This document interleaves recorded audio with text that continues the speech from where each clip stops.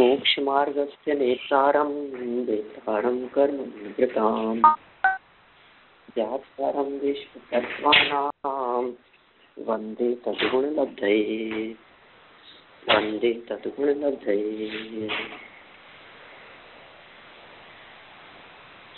तत्वार्थ राजवार्तिक के आधार से यहाँ मनः पर्याय ज्ञान तक की अपनी चर्चा हो चुकी थी। ऋजुमति और विपुलमति दो प्रकार के मनः पर्याय ज्ञान हैं।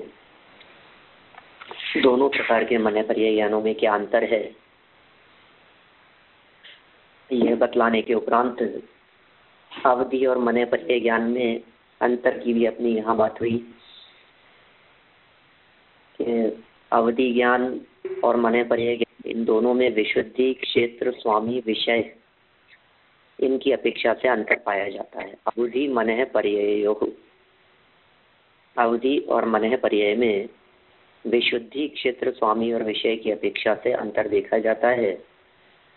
मनः पर्याय की विशुद्धि ज़्यादा है, क्षेत्र अवधि ज्ञान का ज़्यादा है। स्वामी मनः पर्याय ज्ञान के कम है और अवधि ज्ञान के ज़्यादा हैं। और विषय की दृष्टि से देखा जाए, विषय को अलग अलग रूपों में कहा जा सकता है। अवधि ज्ञान की अपेक्षा से मनः पर्याय ज्ञान का विषय सूक्ष्म है। इस तरह से किसी जगह पर अवधि ज्ञान ज़्यादा है और कहीं मनः पर्याय ज्ञान विशेष है। देखिए, क्षेत्र की दृष्टि से कम ज़्यादापना कोई मायना नहीं रखता है। महत्वपूर्ण बात यह है कि मनः पर्याय ज्ञान में विशुद्धि, निर्मलता, पवित्रता अधिक है और यह संयमी पुरुषों के ही होगा। अवधि ज्ञान चारों गतियों में संभव है, लेकिन जो मनः पर्याय ज्ञान है वो सिर्फ रिद्धिधारी भावलिंगी मुनिराजों को ही हो सकता है। अब यहाँ आगे इन पांचों प्रकार के ज्ञानों के विषय के संदर्भ में बात कर रहे हैं। कौन से ज्ञान के माध्यम से किन किन बातों को विषय बनाया जा सकता है। तो सर्वप्रथम नंबर आता है मति और श्रुत ज्ञान का। मति और श्रुत का विषय क्या है, यह बात उमा स्वामी आचार्य देव पहले अध्याय के 26 नंबर सूत्र के माध्यम से कह रहे हैं। तत्वार्थ राजवार्तिक नामक इस पुस्तक के पृष्ठ संख्या 325 पर, मूल ग्रंथ के 325 पेज पर 26 नंबर का सूत्र है। मति श्रुतयोर निबंधो, मति श्रुतयोर निबंधो द्रव्येष्व सर्वपर्यायेषु। मति श्रुतयोर निबंधो, मति श्रुतयोर निबंधो द्रव्येष्व सर्वपर्यायेषु। द्रव्येष्व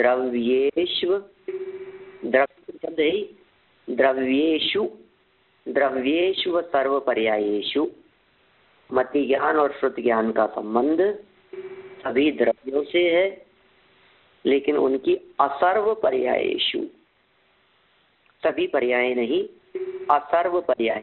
द्रव्येषु द्रव्यों में और असर्व पर्यायेषु सभी पर्यायों में नहीं, कुछ पर्यायों में अर्थात कुछ अवस्थाओं में ही मति ज्ञान और श्रुत ज्ञान की प्रवृत्ति होती है। नीचे देखें, मति और श्रुत द्रव्यों की कुछ पर्यायों को विषय करते हैं। ये सूत्र का अर्थ है, द्रव्यों के कुछ पर्यायों को विषय करते हैं। इसका अर्थ ये कहना चाहते हैं कि मति ज्ञान और श्रुत ज्ञान छहों द्रव्यों को तो जानते हैं,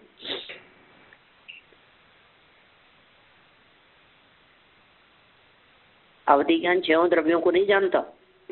मति ज्ञान, श्रुति ज्ञान छहों द्रव्यों को जानते हैं। हाँ, तो केवल ज्ञान जैसा नहीं, केवल ज्ञान में तो 6 द्रव्य और उनकी सभी पर्याय झलकती है, लेकिन मति श्रुत ज्ञान में द्रव्य किस आकाश द्रव्य को कैसे जानेगा मति श्रुत ज्ञान?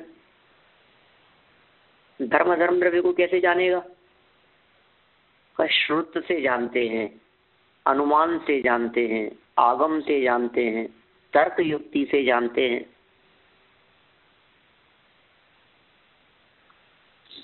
ध्यान में आ रही है बात? देखिए क्या कह रहे हैं यहाँ, पहला दूसरा पॉइंट, ऊपर के सूत्र से विषय शब्द का संबंध यहाँ हो जाता है। क्या मतलब? ऊपर जो विषय व्योवधि का था ना, तो ऊपर के सूत्र से विषय शब्द का संबंध यहाँ हो जाता है, अतः यहाँ फिर विषय शब्द देने की आवश्यकता नहीं है। यद्यपि पूर्व सूत्र में विषय शब्द अन्य विभक्तिक है, फिर भी अर्थवशात विभक्ति परिणाम है, अर्थात अर्थ के अनुसार विभक्ति का परिणमन हो जाता है। इस नियम के अनुसार यहाँ अनुकूल विभक्ति का संबंध कर लेना चाहिए।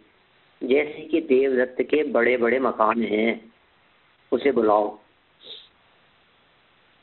यहाँ देवदत्त के इस षष्ठी विभक्ति वाले देवदत्त का उसे इस द्वितीय विभक्ति रूप परिणमन अर्थ के अनुसार हो गया है।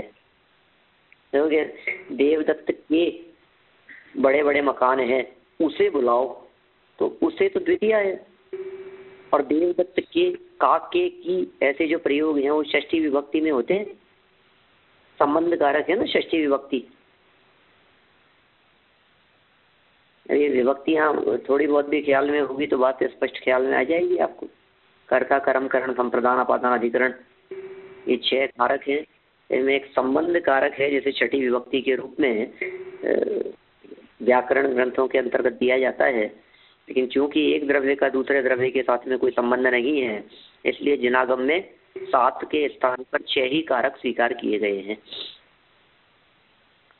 संबंध कारक को स्वीकार नहीं किया गया।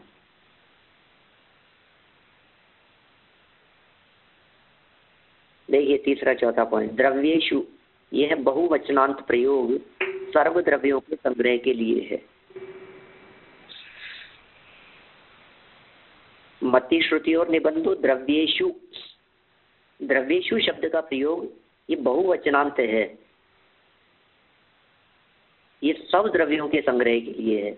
अर्थात मति और श्रुत जानते तो सभी द्रव्यों को हैं, पर उनके कुछ ही पर्यायों को जानते हैं। इसीलिए सूत्र में असर्व पर्यायेषु यह द्रव्यों का विशेषण दे दिया है।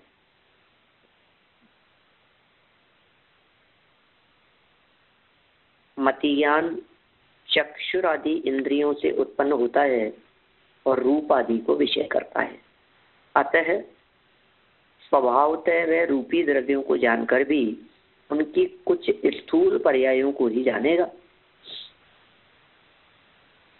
श्रुत भी प्रायः शब्द निमित्तिक होता है और असंख्यात शब्द अनंत पदार्थों की स्थूल पर्यायों को ही कह सकते हैं, सभी पर्यायों को नहीं। कहा भी है, शब्दों के द्वारा प्रज्ञापनीय पदार्थों से वचनातीत पदार्थ अनंत गुने हैं। माने शब्दों से जिन बातों को कहा जा सकता है, शब्दों के माध्यम से जिन विषयों को पकड़ा जा सकता है, जो वचन शब्द के माध्यम से ग्रहण करने में आते हैं, ये कह रहे हैं कि वे सारे के सारे पदार्थ जो एक्चुअल में जो पदार्थ हैं दुनिया में, वे सभी पदार्थ अनंत गुने हैं। उससे किससे अनंत गुने हैं? कि वचनों से अनंत गुने हैं। जगत में जो वचन दिखाई देते हैं, जो शब्द दिखाई देते हैं, उन शब्दों की अपेक्षा से उन शब्दों के वाच्य पदार्थों को यदि हम तलाशने का प्रयास करें तो शब्द सीमित हैं, शब्द मर्यादित हैं और पदार्थ अनंत हैं। अर्थात अनंत में भाग पदार्थ प्रज्ञापनीय होते हैं, जो बतलाए जाते हैं, और जितने प्रज्ञापनीय पदार्थ हैं उनके अनंत में भाग, ठीक है। श्रुत निबद्ध, अब कहाँ से लाए? श्रुत कितना लिखा जा सकेगा? शास्त्र में कितनी बातों का वर्णन किया जा सकेगा? देखिए आगे कह रहे हैं, धर्म अधर्म आकाश आदि अरूपी अतीन्द्रिय पदार्थ भी मानस मति ज्ञान के विषय होते हैं। अतः मति श्रुत में सर्वद्रव्य विषयता बन जाती है। ये बहुत मार्मिक पॉइंट यहाँ इन्होंने लिया है, पेज नंबर 326 की प्रारंभिक पंक्ति के अंतर्गत। माने इसके बारे में सभी को इस तरह की शंका बनी रहती है कि धर्म धर्म आदि ये पदार्थ मतियान के विषय कैसे होंगे, मति श्रुति ज्ञान के माध्यम से इनको कैसे जाना जा सकेगा। ये तो अमूर्तिक है, अरूपी है, अतीन्द्रिय है, इंद्रियों से पकड़ में आने योग्य नहीं है। और मति और श्रुति ज्ञान इंद्रिय के माध्यम से होने वाला ज्ञान है। जब मति श्रुति ज्ञान इंद्रियों के माध्यम से होता है तो फिर ये धर्म धर्म आकाश काल इंद्रियों से पकड़ में आने योग्य न होने के कारण मति ज्ञान का विषय भी नहीं होने चाहिए।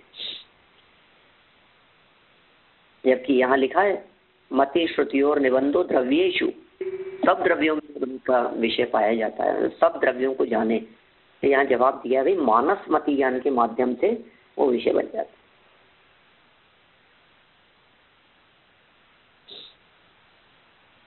मानस मति ज्ञान क्या चीज है?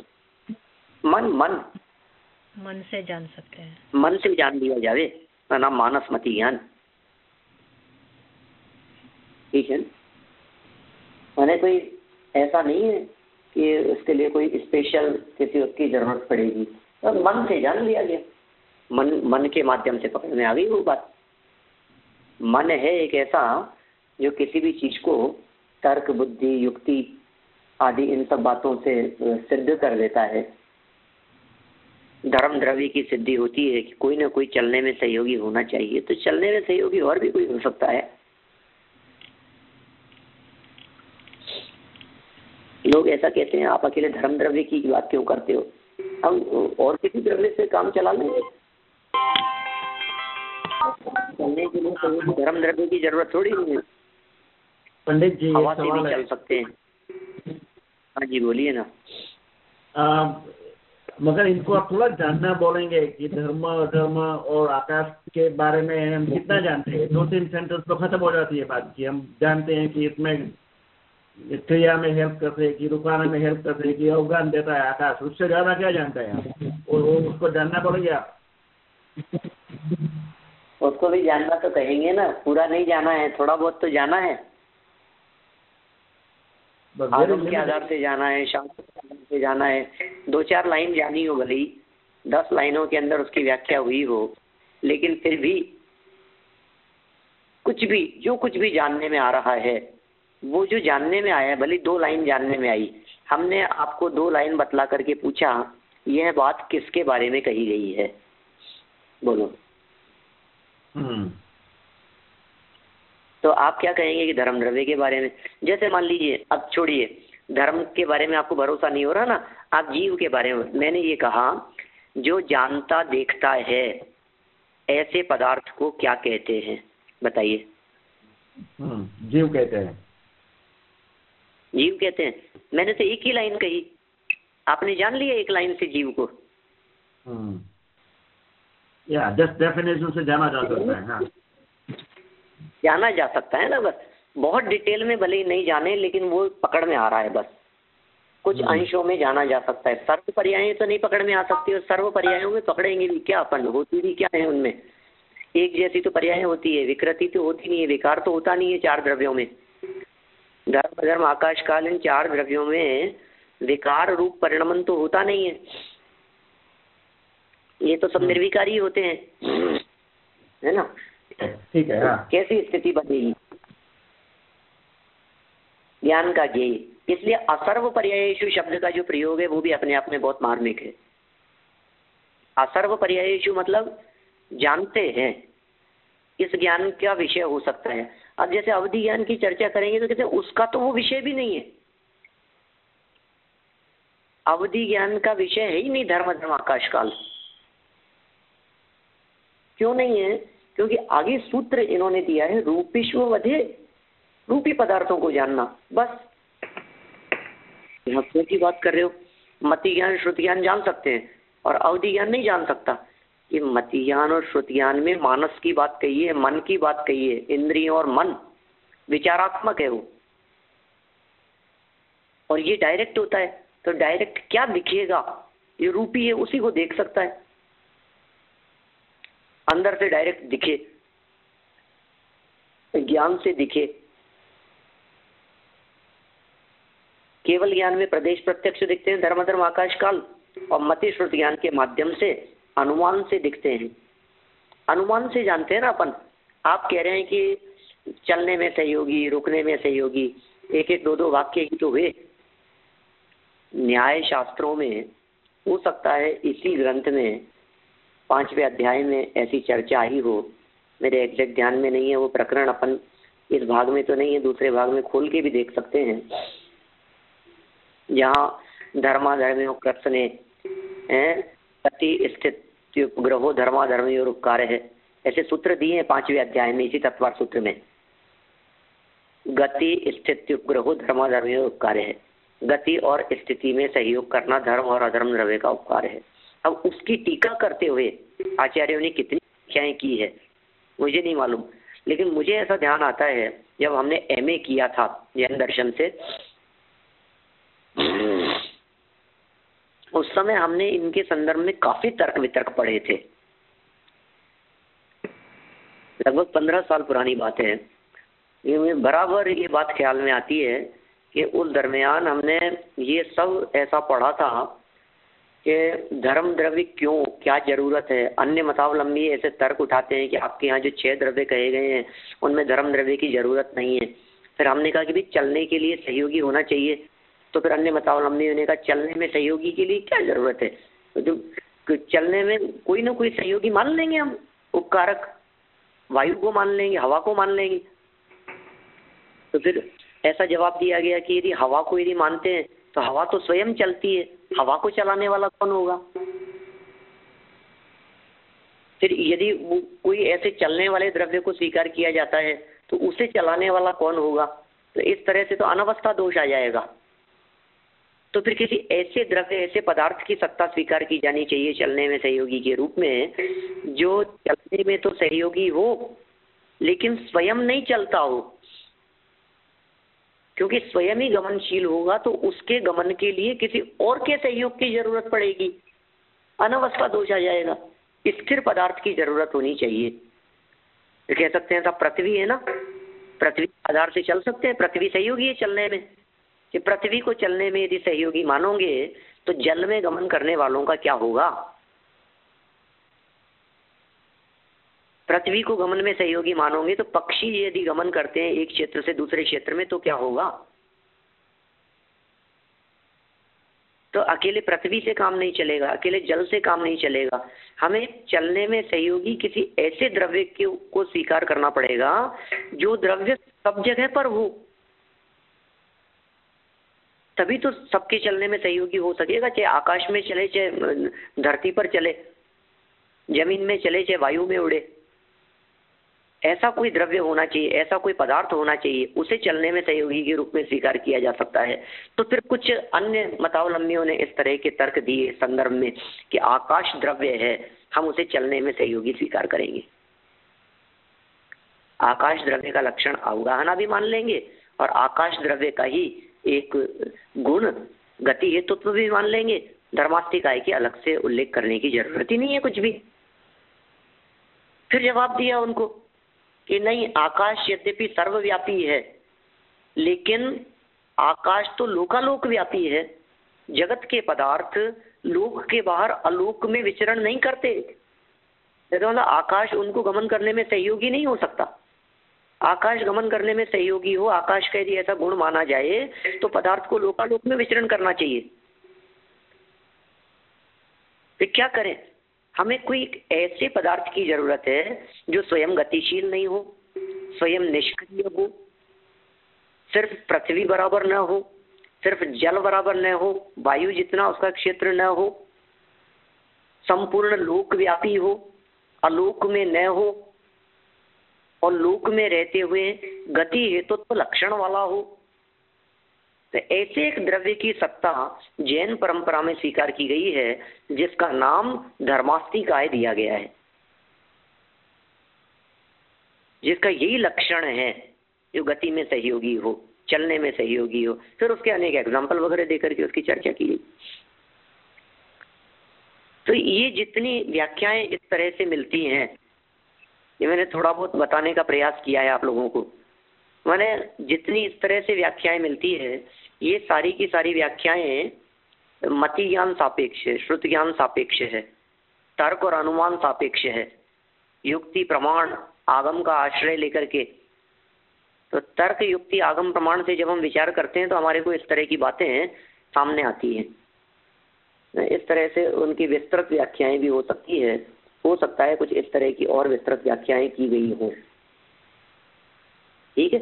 लेकिन यह बात आपकी बिल्कुल सत्य है कि बहुत अत्यधिक वर्णन इन धर्म अधर्म आकाश आदि द्रव्यों के संदर्भ में नहीं मिलता, अत्यधिक वर्णन नहीं मिलता। जितना मिलता है उतना हम लोग जान ही तो रहे हैं हम लोग। अच्छा बतलाओ, आप जानते हैं कि नहीं धर्म द्रव्य चलने में सहयोगी है? कि हाँ जानते हैं। कि कैसे जानते हैं? कि आगम के आधार से जानते हैं। तो हमने कहा कौन से ज्ञान से जानते हो? अवधि ज्ञान से कि केवल ज्ञान से? क्या बात करते हो, हमारे तो मतिश्रुत ज्ञान है। तो फिर मतिश्रुत से ही जान रहे हो ना। कैसे जाना आपने? अनुमान से जाना। अच्छा, आप लोग आवाज सुन करके जान रहे हो कि नहीं कि संजीव बोधा बोल रहा है? कैसे जाना आपने? हाँ जी, बराबर जाना। आप लोगों में बहुत सारे लोग हैं, अनुमान से जाना है, मन से जाना है, ज्ञान से जाना है, मतिश्रुत ज्ञान से जाना है ना, स्मृति से जाना है, अभ्यास बराबर रेगुलर सुनने से वो एक आवाज पहचानने में आ गई इसलिए जाना है, ठीक है। तो एक पंडित जी, वो मानस तो नहीं रहा ना, वो इंद्रिय भी आ गई ना, कर्ण इंद्रिय। हाँ हो सकता है ना। देखिए मन, देखिए यहाँ जो मानस शब्द का प्रयोग किया है तो धर्म धर्म आकाश काल के संदर्भ में किया है। विकल्प रूप से जानेंगे, चिंतन से जानेंगे, अपनी सोच विचार से जानेंगे, इनसे सिद्ध कर सकेंगे उसे, है ना। विचार से उस बात की सिद्धि होती है, अनुमान से। ये परोक्ष प्रमाण के अंतर्गत आएगा, समझ लो आप। मति श्रुत दोनों परोक्ष है ना, मति ज्ञान और श्रुति ज्ञान दोनों परोक्ष प्रमाण है ना। इसके संदर्भ में कोई बात याद आती है कि आपको मति श्रुति ज्ञान परोक्ष है? इसके बारे में कोई आगम प्रमाण दे सकते हैं मेरे को?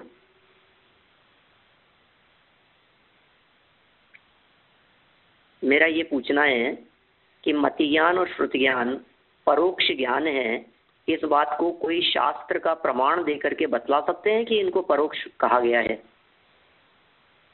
हाँ, वो किसी का ना किसी का आधार ले ही रहा है।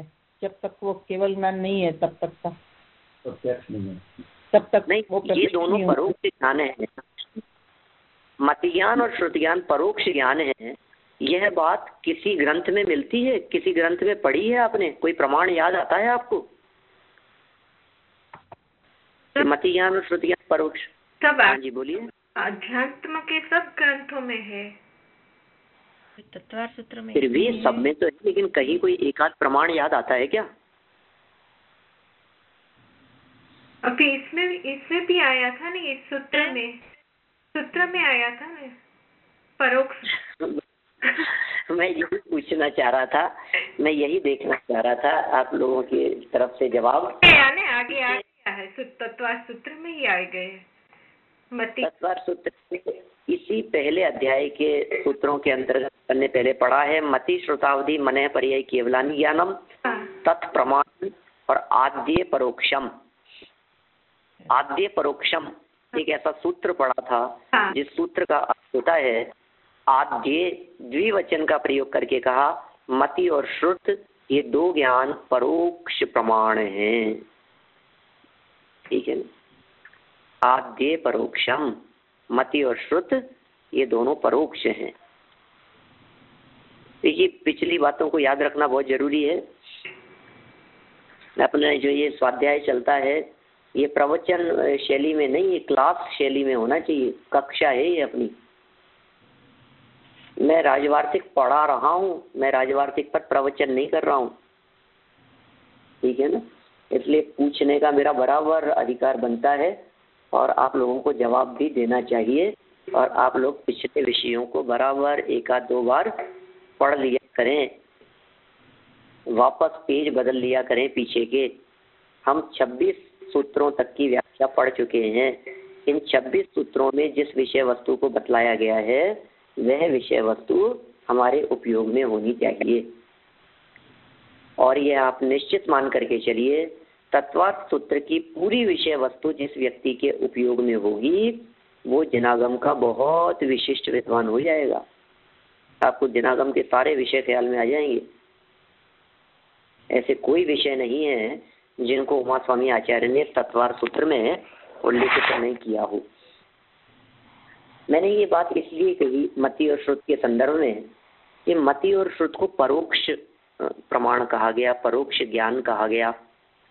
और परोक्ष के भेदों में स्मृति, प्रत्यभिज्ञान, तर्क, अनुमान और आगम, इन विषयों को भी परोक्ष के अंतर्गत शामिल किया जाता है। ये भी परोक्ष ही हैं।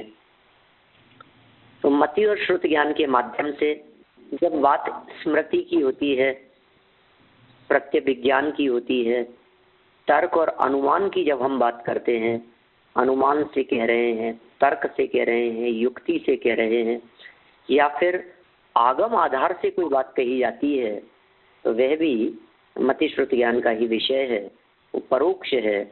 और धर्म अधर्म आकाश काल, इन द्रव्यों की सिद्धि, इन द्रव्यों के अस्तित्व की स्वीकृति, इसमें सबसे प्रबल प्रमाण है अपने पास में आगम। इनकी स्वीकृति का सबसे अधिक आधार है हमारे पास में मूल ग्रंथ जिनवाणी। जिनवाणी में इनको प्रतिपादित किया गया है, ये आधार है हमारे पास। ठीक है ना। चलिए, तो मति और श्रुत के विषय के अंतर्गत जीव, अकेला जीव ही नहीं, देखिए फिर तो ये भी समस्या खड़ी हो जाएगी। अभी आप ये कहते हैं कि साहब धर्म धर्म आकाश काल को कैसे जानेगा, तो फिर लोग ये कहेंगे कि जीव को कैसे जानेगा, ये बतलाओ, जीव को कैसे जानेगा। तद इंद्रिय इंद्रिय निमित्तम, इंद्रिय और मन से ज्ञान करता है मति श्रुत तो। और आत्मा तो इंद्रिय और मन का विषय है नहीं, तो आत्मा ज्ञान का विषय है या नहीं है मति श्रुत ज्ञान का विषय। मति श्रुत ज्ञान से जीव द्रव्य पकड़ में आता है या नहीं, 6 द्रव्यों में से। हाँ आता है। जीव द्रव्य में आता है मति श्रुत ज्ञान में। क्या ख्याल में आता है? अरे ये ख्याल में आ रहा है कि मैं जान रहा, देख रहा हूँ, मैं समझ रहा हूँ, मैं गुस्सा कर रहा हूँ, मैं लोभ लालच कर रहा हूँ, मैं राग कर रहा हूँ, मैं नाराज हो रहा हूँ, मैं बिगड़ रहा हूँ, मैं समझने की कोशिश कर रहा हूँ, मैं पढ़ता लिखता हूँ, मैं याद, मतलब कोई ना कोई एक तत्व है एक ऐसा।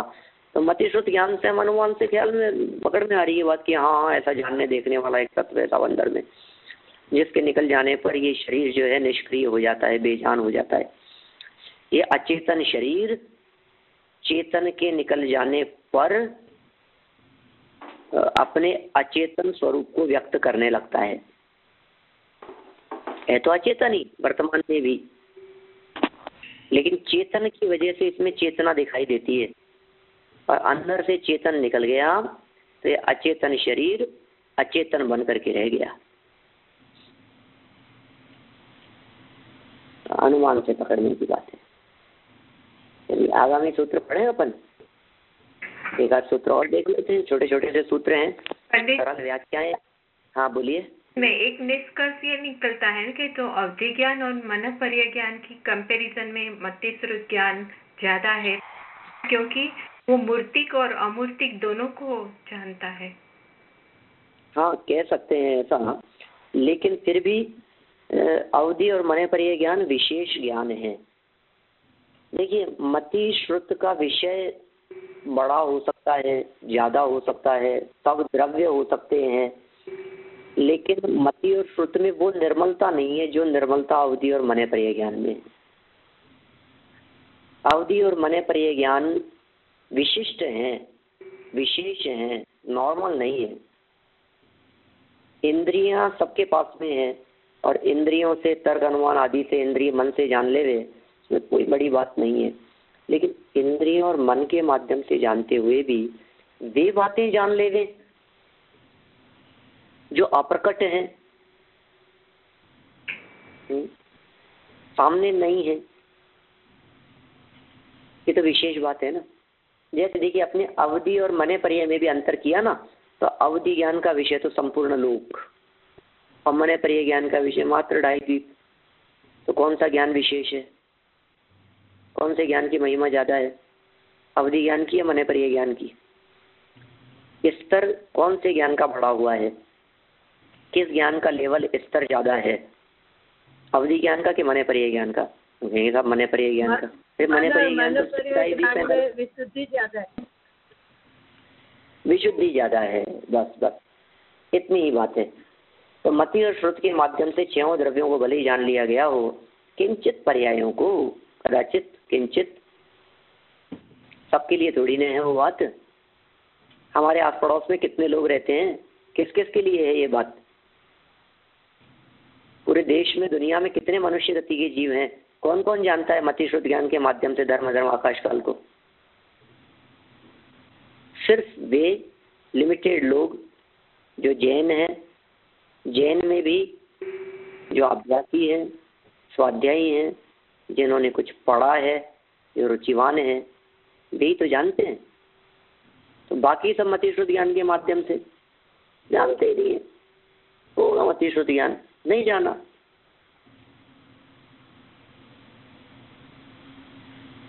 अब अवधि ज्ञान का विषय बताते हैं।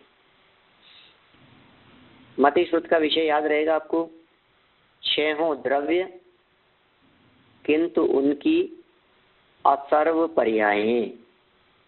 पूरा वाक्य ध्यान रहना चाहिए। मति श्रुतियोर निबंधो द्रव्येषु सर्व पर्यायेषु। सूत्र याद रखें तो बड़ा मजा ही आ जाए। सूत्र यदि आप लोग याद कर सकते हो तो। हम तो अभी क्षेत्र से भी दूर है ना अपन लोग, आपका और हमारा क्षेत्र के बीच में हजारों मील का अंतर है। तो सामने होते तो हम तो एक एक व्यक्ति से पूछते, याद करवाते, सुनते, तैयारी करवाते, अभ्यास करवाते। हमने एक दिन कही भी थी पहले भी ये बात कि आप लोगों में से यदि किसी का इंटरेस्ट हो, रुचि हो, तो छोटे छोटे से सूत्र हैं लेकिन गंभीर भाव भरे हुए हैं। जैसे समझ लीजिए रूपिश्व वधे, 27 नंबर का सूत्र दिया आगे। रूपिश्व वधे, हाँ जी बोलिए। हाँ, वो अपना जब गुणस्थान विवेचन हो जाएगा ना, उसके बाद आप ये प्रयोग कर सकते हैं फ्राइडे को। हाँ ऐसा कर सकते हैं फ्राइडे को। ग्रेट आइडिया दिया है। और गुणस्थान विवेचन तो कल संपन्न ही हो रहा है शायद, आई थिंक। कितना 14वें गुणस्थान की चर्चा करनी है ना कल अपने को। हाँ वही, इसलिए मैंने कल फ्राइडे। हाँ कल 14वें गुणस्थान की चर्चा करनी है। फिर एक पीरियड और शायद अपन उसमें ले सकते हैं आगे, सिद्ध परमेष्ठी और कोई आगे परिशिष्ट वगैरह के संदर्भ में। और फिर उसके आगे से अपन ये सब शंका समाधान रखेंगे। ऐसा भी कर सकते हैं अपन फ्राइडे को, इसी विषय के संदर्भ में शंका समाधान। या तो आप लोगों की शंकाएं, और आप लोगों की शंकाएं नहीं होगी तो मेरे प्रश्न जवाब आपके। हाँ जी बढ़िया रहेगा। चलिए हाँ, अभी बात कर रहे हैं अपन रूपेशु वधे, रूपेशु अवधे। संधि विच्छेद जैसे ही करेंगे तो ऊ जो है रूपेशु अवधे, ऊ की मात्रा और अ ये मिलकर के व बन गया। रूपेश्व वधे, रूपी पदार्थों को जानता है अवधि ज्ञान। अवधि ज्ञान रूपी पदार्थों को जानता है। और रूपी तो हम जानते हैं, 6 द्रव्यों के अंदर रूपी पदार्थ एकमात्र पुद्गल द्रव्य है जो रूपी है। 6 द्रव्यों में अकेला एक ही तो द्रव्य है जो रूपी द्रव्य है, और तो कोई रूपी है ही नहीं। आंखों से दिखाई देने वाला, इंद्रियों से पकड़ में आने वाला, स्पर्श रस गंध वर्ण जिसमें पाए जाते हो, ऐसा एक ही द्रव्य है जो रूपी है, जो पुद्गल है, वो पौद्गलिक है। माने अवधि ज्ञान का विषय आत्मा नहीं है। क्या गजब बात है। अवधि ज्ञान का क्षयोक्षम, अवधि ज्ञानी का क्षयोक्षम कितना भी विशेष क्यों न हो, अवधि ज्ञानी की निर्मलता कितनी भी विशेष क्यों न हो, श्रुत ज्ञानी के बराबर आत्मा का अनुभव करने में समर्थ नहीं हो सकता। श्रुत ज्ञान से त्रिकाली ध्रुव भगवान आत्मा को जाना जा सकता है, लेकिन अवधि ज्ञान के माध्यम से आत्मा को नहीं जाना जा सकता। चमत्कार दिखा सकते हो आप, लोगों से चर्चा कर सकते हो, लोगों को खेल दिखा सकते हो, करतब कर सकते हो, जान सकते हो किसी के बारे में, किसी क्षेत्र के बारे में, किसी जगह के बारे में, किसी गांव नगर के बारे में, वहाँ की परिस्थितियों के बारे में, किसी के भूतकाल के बारे में, भविष्य के बारे में, ये नगर कब तक रहेगा, कि 50 साल बाद में यहाँ समुद्र हो जाएगा, पानी पानी हो जाएगा, कुछ भी बातें। 100 साल पहले ऐसा था, पहले यहाँ जंगल था, 1000 साल बाद में यहाँ पर ऐसा होगा, ये वहाँ जाएगा, इसके साथ ऐसी परिस्थिति बनेगी। बड़ा चमत्कारिक ज्ञान हो सकता है, कितना भी चमत्कारिक हो, त्रिकाली ध्रुव आत्मा को जानने में समर्थ नहीं है। बस खत्म हो गया, फेल हो गया, जरूरत नहीं है अवधि ज्ञान की हमारे को। क्या करें ऐसे अवधि ज्ञान का जो पर को जानने में सहयोगी हो, जो अपने आप को नहीं जान सके वो ज्ञान ज्ञान क्या है? कोई महत्व नहीं है हमारे हृदय में ऐसे अवधि ज्ञान का, जो अवधि ज्ञान हमारे ही आत्मा को या हमें ही या अपने आप को जानने में सहयोगी न हो सके, जो मेरा परिचय न करा सके, ऐसा ज्ञान मेरे किसी काम का नहीं है। ठीक है, पहले से तीसरे पैराग्राफ तक की चर्चा देखिए आप, क्या कहते हैं यहाँ वार्तिक में। रूप शब्द का स्वभाव भी अर्थ है और चक्षु के द्वारा ग्राह्य शुक्ल आदि गुण भी, क्या कह रहे हैं, रूप शब्द का स्वभाव भी अर्थ है। रूप शब्द का स्वभाव क्या है? स्वभाव। रूप माने, अरे साहब इनका रूप देखो आप, इसका स्वरूप जानते हो आप? सोने का क्या स्वरूप है, आत्मा का स्वरूप क्या है? तो रूप शब्द का अर्थ किस अर्थ में किया गया? स्वरूप, उसके स्वभाव के अर्थ में। आत्मा का स्वरूप, उद्गल का स्वरूप, धर्म द्रव्य का स्वरूप बताइए। तो स्वरूप, रूप मतलब स्वभाव, तो रूप शब्द का स्वभाव भी अर्थ है, ये पहला अर्थ। और दूसरा अर्थ क्या है? चक्षु के द्वारा ग्राह्य शुक्ल आदि गुण, शुक्ल मतलब सफेद, चक्षु के द्वारा, आंखों के द्वारा ग्रहण किया गया सफेद आदि गुण, ये भी उसका अर्थ है। पर यहाँ शुक्ल आदि रूप ही ग्रहण करना चाहिए, स्पष्ट कर रहे हैं। कहीं आप रूपेश्वदे शब्द का जो प्रयोग किया है, इस प्रयोग करने में आप स्वरूप समझ लें और ये समझ लें कि 6 द्रव्यों को जानना अवधि ज्ञान का विषय होगा, जबकि ऐसा नहीं। रूपीशु अवधे, ये जो सूत्र दिया है, इसमें रूपी शब्द का प्रयोग चक्षु इंद्रिय के द्वारा ग्रहण करने योग्य रूप के अर्थ में है।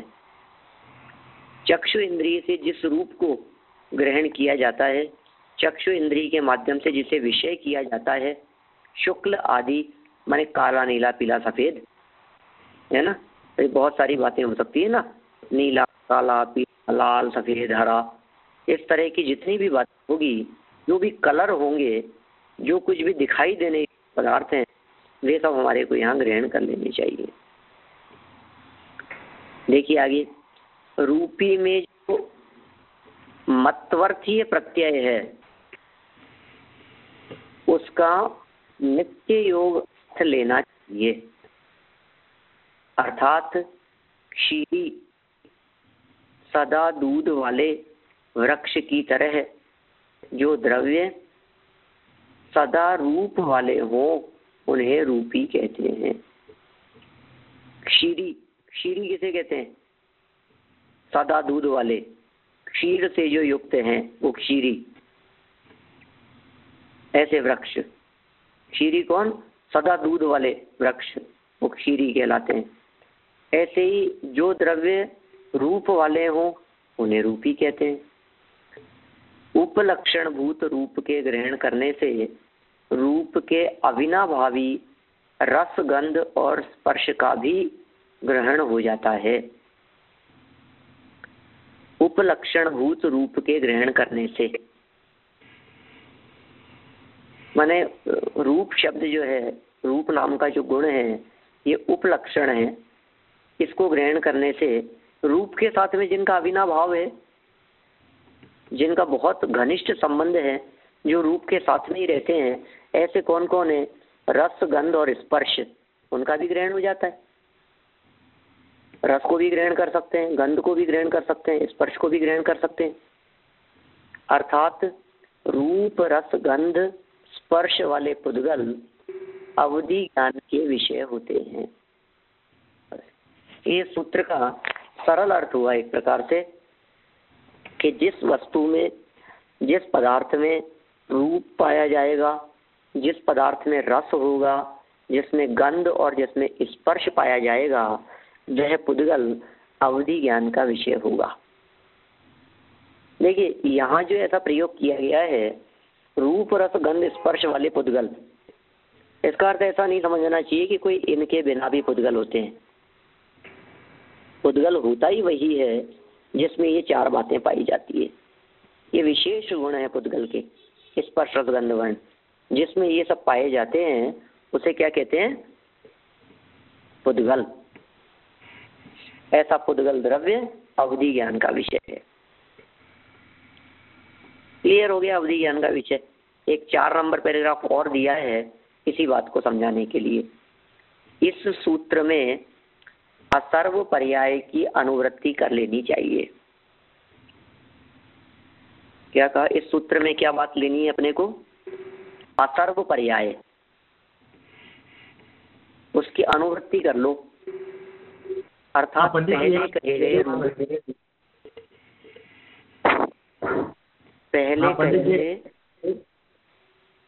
एक प्रश्न है कुछ पर्यायों को और जीव के औदैहिक, औपमिक और क्षयोपशमिक भावों को अवधि ज्ञान विषय करता है, क्योंकि इनमें रूपी कर्म का संबंध है।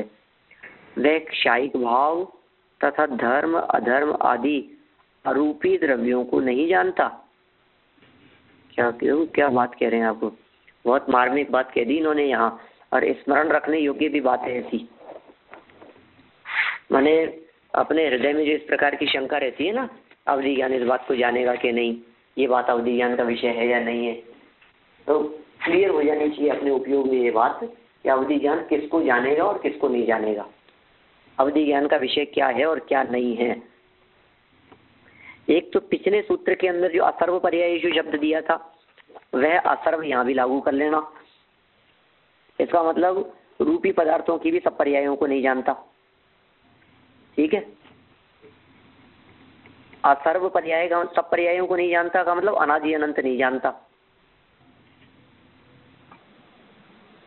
त्रिकाल ये अवधि ज्ञान का विषय नहीं है। सर्वलोक तो है, संपूर्ण लोक तो है, लेकिन अनंत भूत और अनंत भविष्य ये उसका विषय नहीं है। अर्थात पहले कहे गए रूपी द्रव्यों की कुछ पर्यायों को, और माने रूपी द्रव्यों की कुछ पर्यायों को जीव के औदैहिक, औपशमिक और क्षयोपशमिक भावों को अवधि ज्ञान विषय करता है। किस किस को? औदैहिक, औपशमिक और क्षयोपशमिक, इनको विषय करता है। इनमें कर्म का संबंध है। क्षायिक भाव को नहीं करता। क्या? क्षायिक भाव को विषय नहीं करता। क्या गजब बात कह रहे हैं। 5 भावों में से अवधि ज्ञान का विषय औदैहिक है, औपशमिक है, क्षयोपशमिक है, लेकिन क्षायिक भाव अवधि ज्ञान का विषय नहीं है। धर्म, अधर्म आदि अरूपी द्रव्यों को नहीं जानता, माने अवधि ज्ञान का विषय धर्म, अधर्म आदि द्रव्य भी नहीं है, आकाश द्रव्य भी नहीं है, काल द्रव्य भी नहीं है। अरूपी द्रव्य इस अवधि ज्ञान के विषय नहीं है, रूपी है, लेकिन औदैहिक, औपशमिक और क्षयोपशमिक ये भी उसके विषय है। ये बहुत मार्मिक, ये बात अपन थोड़ी बहुत देख चुके हैं, जिसमें ऐसा कहा था कि कारवाण वर्गणाएं अवधि ज्ञान का विषय है। कर्मावधि, सर्वावधि, इन सब ज्ञान वालों के संदर्भ में अपन ने बात देखी थी, 5-7 दिन पहले बात आई होगी कि भाई ये जान लेते हैं, कर्म को जान लेते हैं, कार्बन वर्गणाओं को जान लेते हैं, सब अवधि ज्ञान का विषय हो जाती है। तो औदिक को जान, औपशमिक भाव को जान लेगा कि हाँ जान लेगा, क्षयोपशम भाव को कि हाँ उसको जान लेगा, इच्छाइक भाव को कि वो नहीं जान पाएगा। क्योंकि इच्छाइक भाव को इसलिए नहीं जान पाएगा कि कर्म का तो क्षय हो गया, अब दिखेगा क्या उसको। समझ में आ रही है क्या बात आपको? क्षयिक भाव को क्यों नहीं जान पाया? क्षयिक भाव का मतलब है कर्म का क्षय हो जाने से होने वाली अवस्था। अब कर्म का क्षय हो गया, अब कर्म का क्षय हो जाने पर आत्मा सिद्ध समान शुद्ध हो गया। अब जानो अवधि ज्ञान, पर मेरे को तो कुछ दिख ही नहीं रहा, मैं जानूंगा क्या? तो कर्म ही तो दिखते थे, तो कर्म को उपशम और क्षयोपशम उदय रूप दर्शाओ तब तो वैसे पहचान लेंगे, लेकिन कर्म है ही नहीं तो पहचानेंगे कैसे? इस तरह से ये अवधि ज्ञान के विषय की अपनी यहाँ बात हुई। मने परिज्ञान का विषय तो तदनंत भागी मने परिय से कहा है, उसके अनंत में भाग को जान लेना मने परिय ज्ञान का विषय है। और फिर सर्वद्रव्य पर्यायशु केवल अस्थि की थोड़ी सी विस्तृत व्याख्या है, अपन आगे करेंगे इस विषय के संदर्भ में चर्चा। पंडित जी, हाँ बोलिए। ये सूत्र में जो मत्वर्थ्य और नित्य योग, उसका क्या मीनिंग है? इसमें इसी तरह के प्रयोग हैं।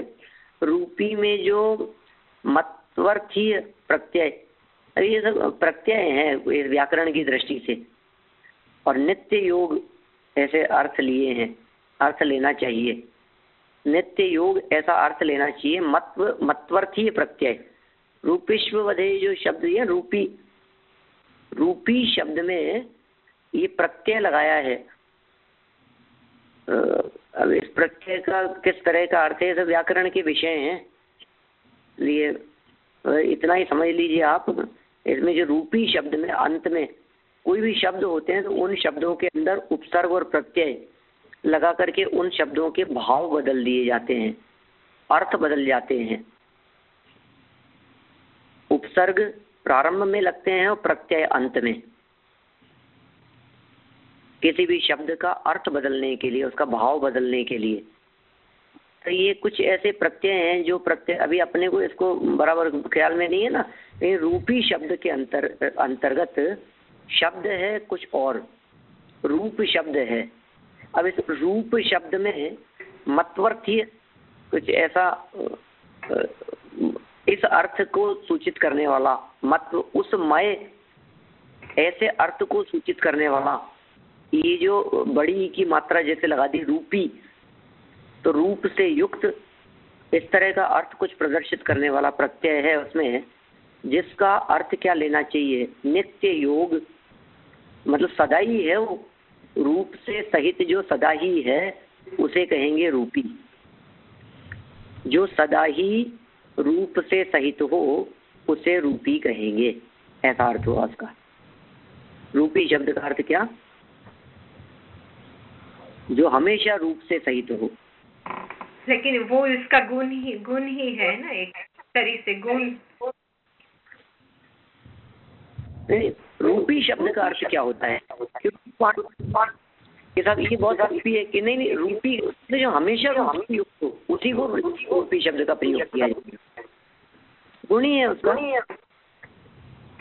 हाँ, ये तो यहाँ शब्दों के अंदर बात है, शब्दों की जोड़ तोड़ है इस लाइन में, बाकी और कुछ अपने आगम की नहीं है। अच्छा ठीक है, ठीक है।